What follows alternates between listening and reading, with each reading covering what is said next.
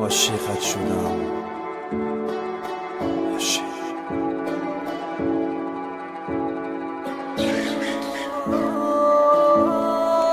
هر یک حرفش خنده‌هاش در یاد من، نغمه‌هاش و چشماش در یاد من. یکی فریاد کند یاد کند یار من، دیگر چی سود که پرسد او از حال من.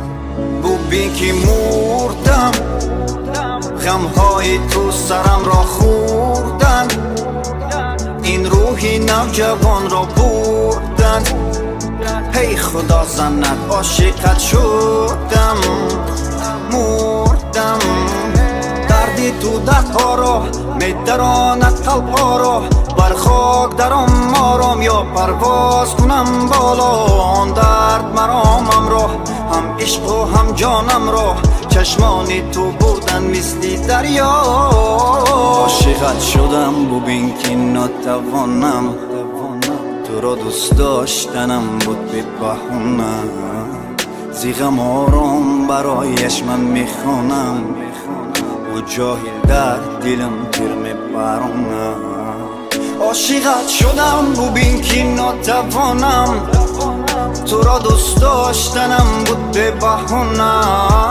زیغم آرام برایش من میخوانم، او جاهل در دلم تیر میبرونه. چرا مردم مو به رحمه یو به رحمه یو به رحمه، درون دل پوری زخمه یو به رحمه. حیاتی من غم و دردی پوری زخمه. خدایا کمکم کن که او من را نمیفهمه. خانه غم برایت ساز کنم، هنگامی مرگ تو را احساس کنم. الماسی من عشق تو را راز کنم، کار کنم شنوی آوازی من.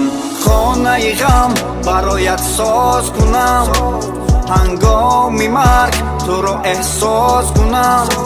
الماسی من عشق تو را راز کنم، کار کنم شنوی آوازی من.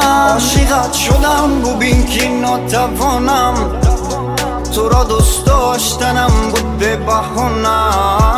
زیغم آرام برایش من میخوانم، او جاهل در دلم تیر میبرونه. عاشقت شدم ببین که ناتوانم، تو را دوست داشتنم بود به بهونه. زیغم آرام برایش من میخوانم، او جاهل در دلم تیر میبرونه.